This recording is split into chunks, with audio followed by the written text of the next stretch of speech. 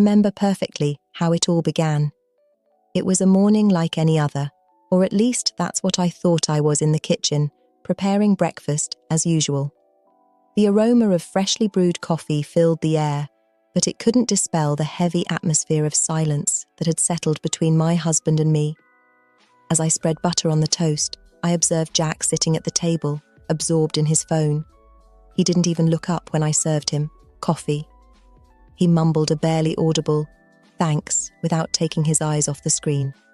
I sighed, remembering the times when our breakfasts were filled with laughter and plans for the future. Now, the silence between us was deafening. Our relationship had become lukewarm, marked by routine and lack of communication. The marriage that was once full of passion had become mere comfortable coexistence, but lacking spark.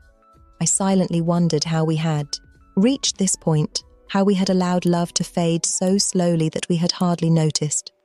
That morning, like so many others, I went out to buy fresh bread. The local bakery had become my little refuge, a place where I could escape for a few minutes from the monotony of my life as I entered.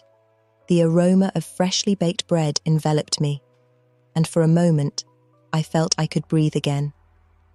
That's when I saw him for the first time. Well, actually, I had seen him many times before, but that morning was different. The baker, a man in his 40s, greeted me with a smile that lit up the whole store. His eyes, a deep green, seemed to sparkle when they rested on me. "Good morning, Sarah." He greeted me with a warm voice that made my heart skip a beat. "The usual?" I nodded, unable to form words for a moment. When he handed me the bag of bread, our fingers brushed slightly, and I felt an electric current run through my entire body. It was a fleeting contact, but enough to awaken something in me that had been dormant for a long time.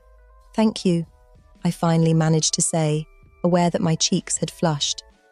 "Have a good day, Sarah," he replied, and for a moment I felt like he really cared about how my day would be.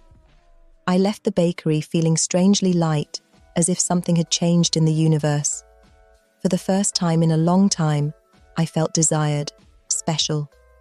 The way he had looked at me, the way he had pronounced my name, all of it had awakened an excitement in me that I hadn't experienced in a long time. In the following days, my visits to the bakery became the most anticipated moment of my routine every morning. I put a little more effort into my appearance before going out. A touch of perfume here, a bit of lip gloss there. I told myself it was just to feel good, but deep down I knew it was for him. The baker, whose name I discovered was Mike, always had a smile and a kind word for me. Our conversations, although brief, became increasingly personal. He told me about his passion for baking, inherited from his grandfather. I talked about my frustrated dreams of traveling the world. Each interaction was like a small oasis in the desert that my life had become. One day, Mike offered me to try a new type of bread he was developing. "It has a secret ingredient," he told me with a wink, "a touch of love, just for you." Those words, said so naturally, made me tremble inside. The bread was delicious, but what really took my breath away was the way his eyes didn't leave mine while I tasted it. There was an intensity in his gaze that made me feel naked and vulnerable, but also incredibly alive. Meanwhile, at home, the distance between Jack and me continued to grow. I tried to talk to him about how I felt, about the lack of connection between us, but he always found an excuse to avoid the conversation. "I'm tired, Sarah," he would say. "It's been a long day at work. Can we talk about this another time?" That other time never came. We had become two strangers sharing a house, a bed, but no longer a life. At night, lying next to him, I wondered how we had reached this point. At what moment had we stopped fighting for our love? When had we allowed routine to consume us? My thoughts, more and more frequently, drifted towards Mike. I imagined what it would be like to feel his hands on my skin, how my name would sound on his lips in a moment of passion. Guilt was eating me up inside, but I couldn't help it. The desire I felt for him was like a fire slowly consuming me. One afternoon, after a particularly difficult day at work, I found myself wandering the streets aimlessly.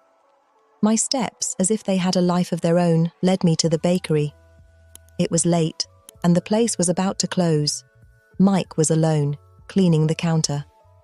When he saw me, his face lit up with a smile that made my heart race. "Sarah," he said, and the way he pronounced my name was like a caress. "What brings you here so late?" I didn't know what to answer. How could I explain to him that I needed to see him, that his presence was the only thing that made me feel alive lately? I just shrugged, fighting against the tears that threatened to escape. Mike seemed to understand without needing words. He approached me and, with a gentleness that disarmed me, took my hand in his. "Do you want to talk?" he asked with a voice full of concern. I nodded, unable to form words. Mike closed the bakery and took me to the back of the store. The air, there was laden with the aroma of freshly baked bread, a fragrance I would always associate with him from that moment on.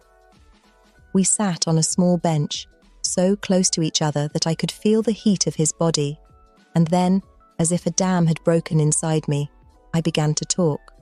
I told him about the coldness of my marriage, about how I felt invisible and underappreciated.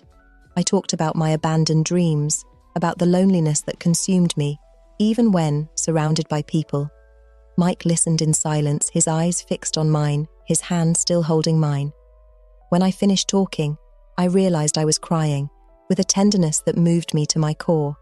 Mike wiped my tears with his thumb. "Sarah," he said softly, "you're an amazing woman. You deserve to be happy. You deserve to be valued and loved as you should be." His words were like a balm for my wounded soul. For the first time in a long time, I felt truly seen and appreciated. The tension between us, which had been growing for weeks, reached its culmination. At that moment, I don't know who made the first move, whether it was him or me. I only know that suddenly, our lips met in a desperate and passionate kiss. All the barriers I had built around myself crumbled at that instant. I gave myself to the kiss with abandon, savoring every sensation, every emotion. Mike's hands roamed my body with an urgency that matched mine. We undressed each other hurriedly, eager to feel skin against skin. The space was small and uncomfortable, but that only increased the intensity of the moment. We made love right there in the back of the bakery, surrounded by the aroma of freshly baked bread and the warmth of the still warm ovens. It was an act of raw passion without reservations. Every caress, every moan, every movement was charged with an intensity that made me completely lose control. When it was all over, we lay embraced in silence, our bodies intertwined and covered with a thin layer of sweat. The reality of what I had just done began to fall on me like a crushing weight. I had cheated on my husband. I had become the type of person I had always sworn I would never be. Guilt invaded me like a wave, threatening to drown me. But at the same time, I couldn't deny the pleasure I had experienced, the connection I had felt with Mike. It was as if I had awakened from a long dream, and now everything around me seemed more vivid, more real. I got dressed in silence, avoiding Mike's gaze. He tried to talk to me, but I couldn't bear to hear his voice at that moment. I left the bakery, feeling completely lost, torn between guilt and the desire to return to his arms. The following days were a whirlwind of contradictory emotions. On one hand, guilt was eating me up. Every time I looked at Jack, I felt as if I had written on my forehead what I had done. But on the other hand, the memory of that night with Mike haunted me, making me want more. I tried to avoid the bakery, but it was as if an invisible force was dragging me there every morning. Every time I saw Mike, the tension between us was palpable. Our gazes met, and it was as if the world around us disappeared. Mike, for his part, seemed unable to resist me. Every time I entered the bakery, he found an excuse to brush my hand, to get closer than necessary. His eyes followed me with an intensity that made me tremble inside. Meanwhile, at home, Jack began to notice changes in me. I was more distant, more introspective. There were moments when I almost confessed everything to him, but the fear of losing him, of destroying the life we had built together, stopped me. "Are you okay, Sarah?" he would sometimes ask, with genuine concern in his voice that only increased my guilt. "You seem different lately." I always found an excuse: work, stress, tiredness, lies that accumulated on my shoulders, making me feel smaller and smaller.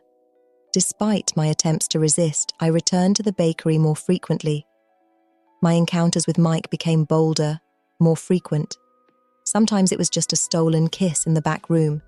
Other times we gave ourselves to each other with unbridled passion. There was a perverse thrill in knowing that what we were doing was wrong. That same sense of danger, of being on the edge of the precipice, made me feel more alive than ever. It was like a drug that I couldn't and didn't want to. Detox from Mike began to suggest meetings outside the bakery, a hotel on the outskirts of town, a walk in the park at dusk. Each proposal was a temptation that I found hard to resist. I knew that each new encounter brought us closer to disaster, but I couldn't help. My life became a double existence. On one side, there was my life with Jack, a comfortable but empty routine. On the other, there was the excitement and passion I experienced with Mike. I constantly lived on the edge, fearing being discovered, but at the same time longing for the next encounter. There were moments when I considered confessing everything to Jack, ending the farce that our marriage had become. But every time I gathered the courage, something stopped me. Was it the fear of hurting him? Or was it the fear of losing the security of my current life? One night, as I was having dinner with Jack in silence, as had become our custom, he surprised me with a question. "Sarah," he said, putting his fork down on the plate, "are you happy with me?" The question caught me completely off guard. I felt as if the ground was opening beneath my feet. How to answer that? How to explain to him that a part of me loved him, but that another part yearned for the passion and excitement I had found in another man's arms? I began, not knowing how to continue. "Jack, He looked at me with a mixture of sadness and resignation in his eyes. "You don't need to answer," he said softly. "I think I already know the answer." At that moment, I felt something breaking inside me. I wanted to tell him everything, ask for forgiveness, beg him to help me save our marriage. But the words got stuck in my throat. Jack got up from the table and left the kitchen. Without saying anything else, I sat there, feeling that the weight of my lies and betrayals was finally crushing me. The next day, as if in a trance, I found myself in front of the bakery again. I entered without really thinking about what I was doing. My will smile, but something in my expression must have alerted him that something wasn't right. "Sarah, what's wrong?" he asked, his voice full of concern. I couldn't contain myself anymore. Tears uncontrollably as I told him about the conversation with Jack the night before. Mike listened in silence, his face a mixture of emotions I couldn't decipher. When I finished speaking, Mike took my hands in his. "Sarah," he said softly, "I think the time has come for us to make a decision." I felt my heart. What did he mean by that? The idea of having to choose between my life with Jack and the passion I had found with Mike terrified me. "I can't go on like this," Mike continued. "I love you, Sarah, and I want to be with you, but I can't be the other man forever. I need to know if you're willing to leave everything for me." His words hit me like a punch in the stomach. Leave everything for him. Abandon my marriage, my life as I knew it. Was I prepared to take that step? I need time, I managed to say between sobs. "I can't make a decision like that suddenly." Mike nodded, understanding. "I get it," he said. "Take all the time you need. But remember, Sarah, life is too short to live without passion, without true love." I left the bakery feeling more confused than ever. On one hand, the idea of a life with Mike, full of passion and new experiences, excited me. On the other, the thought of hurting Jack, of destroying everything we had built together, filled me with guilt and fear. The following days were torture. Every look from Jack, every everyday gesture, made me question my decision. Was I really willing? To throw away years of marriage for an affair? But then I remembered the moments with Mike, the way he made me feel alive, desired, and doubt took over me again. A week after my conversation with Mike, Jack surprised me with an unexpected proposal. "I've been thinking," he told me during breakfast, "that maybe we need a change. How about we take a vacation? Just you and me, like in the old days." His suggestion caught me completely off guard. Vacation. Now, the idea of spending time alone with Jack, away from the temptation that Mike represented, seemed both terrifying and potentially liberating. I don't know what to say," I replied. Genuinely surprised, Jack took my hand across the table, a gesture of intimacy we hadn't shared in a long time. "I know things haven't been good between us lately," he said, with a sincerity that moved me. "But I want to try, Sarah. I want to fight for us, don't you?" I felt tears welling up in my eyes. How could I say no to him? How could I deny him this opportunity to save our marriage? But at the same time, how could I leave without saying anything to Mike? "Okay," I finally said, my voice barely a whisper. "Let's go on vacation." Jack's smile lit up the whole kitchen, and for a moment, I saw in him the man I had fallen in love with years ago. I felt a pang of guilt, so intense that I almost doubled over in pain. That afternoon, with my heart in my throat, I headed to the bakery. I had to talk to Mike. I had to explain, but explain what? That I was going on vacation with my husband while he waited for me? The idea seemed cruel, but I saw no other way out. When I entered the bakery, Mike greeted me with his usual smile, but it quickly faded when he saw my expression. "Sarah, what's wrong?" he asked, concern evident in his voice. "Mike, I began, not knowing how to continue.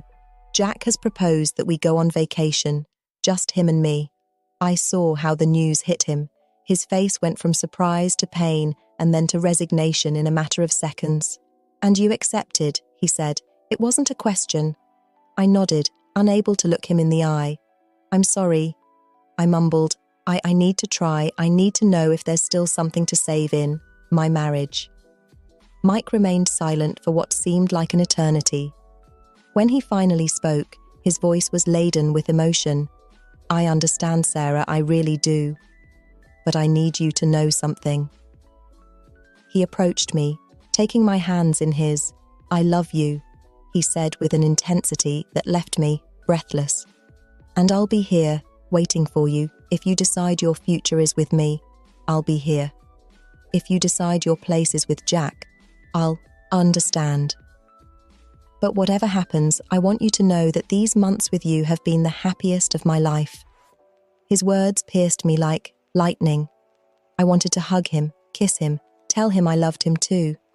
But I knew that if I did, I would never have the strength to leave "thank you" was all I could say before turning around and leaving the bakery, leaving behind the aroma of freshly baked bread and the man who had turned my world upside down. The following days passed in a blur of preparations for the trip. Jack was enthusiastic, making plans and reservations with an energy I hadn't seen in him for years. I, for my part, moved as if in a dream, divided between guilt for what I had done to my marriage and the pain of being away from Mike. Finally, the day of our departure arrived. As we loaded the suitcases into the car, I couldn't help but look towards the street that led to the bakery. A part of me hoped to see Mike there, coming to say goodbye, to ask me to stay, but the street was empty. "Ready?" asked Jack, pulling me from my thoughts. I nodded, forcing a smile. "Ready," I replied, knowing it was a lie. As the car drove away from our house, from our city, from the bakery where I had left my heart, I wondered if I was doing the right thing. Was I saving my marriage or prolonging the inevitable? Was I being true to my feelings or hiding from them? The trip was long and silent. Jack tried to start conversations, to recall happy moments from our past, but I could barely concentrate on his words. My mind was divided between the man beside me and the one I had left behind. We arrived at our destination, a small coastal town, at sunset. The hotel was charming, with views of the sea and a romantic atmosphere that would have excited me at another time. Now, it only made me feel more guilty. That night, while Jack slept beside me, I snuck out to the balcony of our room. The sound of waves breaking on the shore was relaxing, but it failed to calm the storm inside me. I took out my phone and, before I could think twice, dialed Mike's number.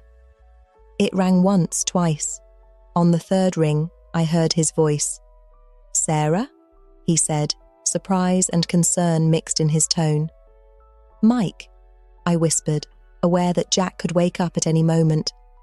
I don't know why I'm calling you." There was a moment of silence on the other end of the line. Then, Mike spoke with a softness that made me shiver. "I do know," he said. "You miss me as much as I miss you." His words were like a dagger in my heart. He was right. Of course I missed him with every fibre of my being. "This is crazy," I said, more to myself than to him. "I'm here, trying to save my marriage, and all I can think about is you." "Sarah," said Mike, his voice full of emotion, "you know I love you, but I also know that you need to resolve this for yourself. I shouldn't influence your decision." I felt tears running down my cheeks. "What if I've already made my decision?" I asked in a whisper. "What if I know that no matter what happens on this vacation, my heart no longer belongs to this marriage?" There was a long silence on the other end of the line.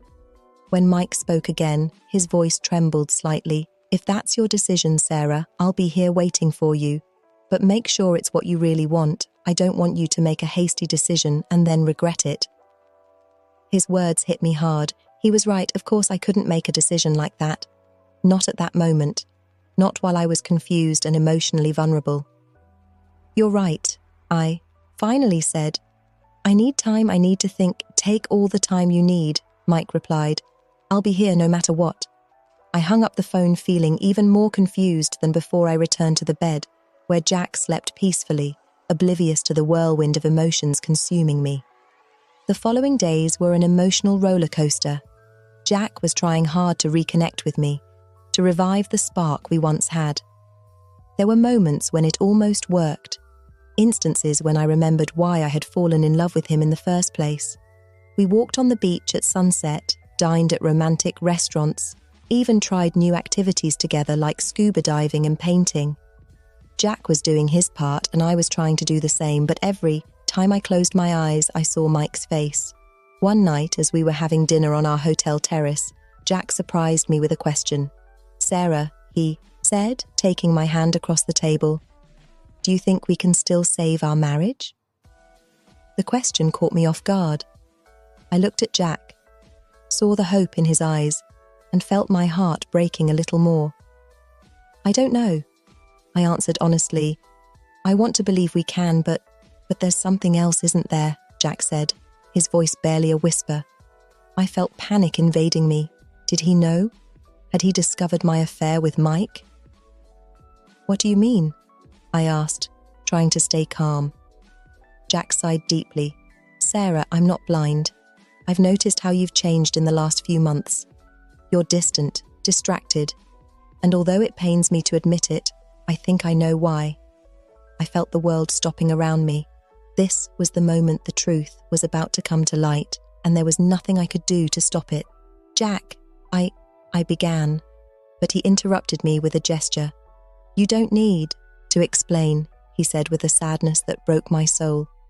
"I think I understand we've been so busy with our lives, so absorbed in routine, that we let our love wither.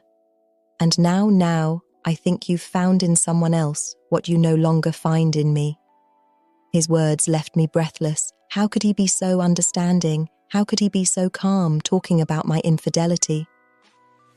"I'm so sorry," I managed to say through tears.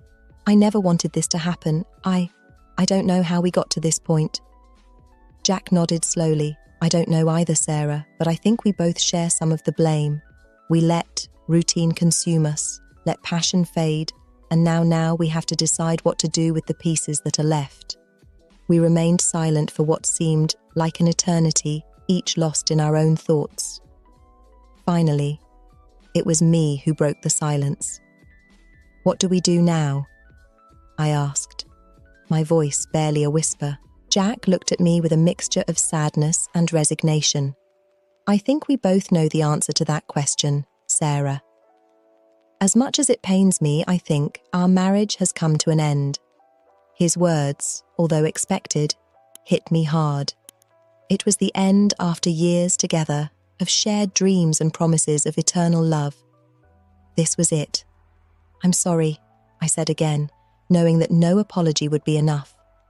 I'm sorry too, Jack replied, but I want you to know something, Sarah. Despite everything, I don't regret the years we spent together. You were, are, and always will be an important part of my life, and although our paths separate now, I hope that someday we can look each other in the eye and remember the good times without resentment. His words moved me deeply despite the pain I had caused him.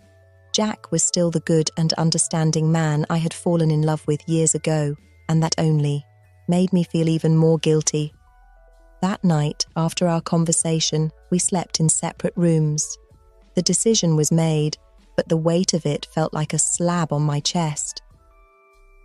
The next morning, we packed our things in silence. The return trip was even quieter than the one going, each of us lost in our own thoughts and memories. When we got home, the reality of our situation hit us hard. This was no longer our home, but the place where our marriage had come to an end. I'll stay with my parents for a while, Jack said as he took his suitcase out of the car. I'll give you the space you need to do whatever you decide to do from now on. I nodded, unable to form words. I wanted to thank him for his understanding, to ask for forgiveness one more time, but the words got stuck in my throat. Before leaving, Jack stopped at the door and looked at me. Sarah, he said softly, I hope you find the happiness you're looking for, I really do. And with that, he was gone, leaving me alone in the house we had once shared. The following days were a whirlwind of emotions. Guilt, sadness, relief, fear of the future. Everything mixed inside me. Creating an emotional storm that I could barely control, I didn't dare contact Mike immediately. I needed time to process everything that had happened, to be sure that the decision I was making was the right one. I spent an entire week locked up at home, barely going out for essentials. I reviewed old photo albums, remembering the good times with Jack, crying for what we had lost. But I also thought about Mike, about how he made me feel, about the passion and life he had brought back to my existence. Finally, after days of reflection, I made a decision. It was time to face the truth, to assume the consequences of my actions, and to seek my own happiness. With my heart beating strongly, I headed to the bakery. It was early in the morning, and the aroma of freshly baked bread filled the air, bringing with it a wave of memories and emotions. Mike had his back to me when I entered, busy taking a tray out of the oven. Hearing the doorbell, he turned around and his eyes widened when he saw me. Sarah, he said, his voice barely a whisper. You're back? I stood there, motionless, absorbing his presence. It had been so long since I had last seen him, and yet the feelings he awakened in me were still as intense as ever. I'm back, I confirmed, my voice trembling slightly. And I've made a decision. Mike put down the tray and approached me, his eyes never leaving mine. And what is that decision? He asked, his voice a mixture of hope and fear. I took a deep breath. This was the moment. There was no turning back. My marriage is over, I finally said. Jack and we've decided to separate. I saw a spark of hope light up in Mike's eyes, but he held back, waiting for me to continue. These months with you, I continued, have made me realize what I really want in life, what I need. And that's you, Mike. You make me feel alive. You make me feel loved and desired in a way that I had forgotten existed. Mike took another step towards me, his hand reaching for mine. Sarah, he said softly, are you sure? I don't want you to make a hasty decision. I don't want to be the reason why. I interrupted him, putting a finger on his lips. You're not the reason my marriage ended, I said firmly. That was the result of years of growing apart, of lack of communication. You're the reason I realized I deserved more, that I could still feel still love with passion. Tears began to run down my cheeks, but for the first time in a long time, they were tears of relief, of hope. "I love you, Mike," I finally said, "and if you still want me, if you're still willing to give me a chance, I want to try to build something with you, something real, something ours." For a moment, Mike remained silent, and I felt my heart stopping. What if I had waited too long? What if he had changed his mind? But then a smile lit up his face, and before I could react, he wrapped me in his arms, lifting me off the ground in an embrace that seemed to want to erase all the pain and uncertainty of the past few months. "I love you, Sarah," he said when he finally put me down, his hands cradling my face. "I've loved you since the first moment you walked into this bakery. And yes, I want to try with you. I want to build a life together if that's what you really want." Our lips met in a passionate kiss, full of promises and hopes for the future. The aroma of freshly baked bread enveloped us, a reminder of the place where it had all begun, where we had found love in the most unexpected place. When we separated, we were both smiling through tears. I knew the road ahead wouldn't be easy. There were wounds to heal, trust to rebuild, and an uncertain future to face. But for the first time in a long time, I felt ready to face whatever came. "What now?" I asked, my forehead resting against his. Mike smiled, that smile I had come to love so much. "Now," he said, "we start writing our own story together." And so, in that small bakery that smelled like home and new beginnings, I took the first step towards my new life. A life I had chosen for myself, a life full of love, passion, and the promise of a future together. I knew there would be obstacles ahead. The divorce from Jack, people's gossip, the guilt that still haunted me at times. But looking into Mike's eyes, I felt I could face anything. Because in the end, I had found what I was looking for. Not just the passionate love that Mike offered me, but also the strength to be true to myself, to pursue my own happiness. And as Mike kissed me again, the sound of the doorbell announcing the arrival of the day's first customers, I knew this was just the beginning of our story. A love story that had been born among the aroma of freshly baked bread and the promise of a new dawn,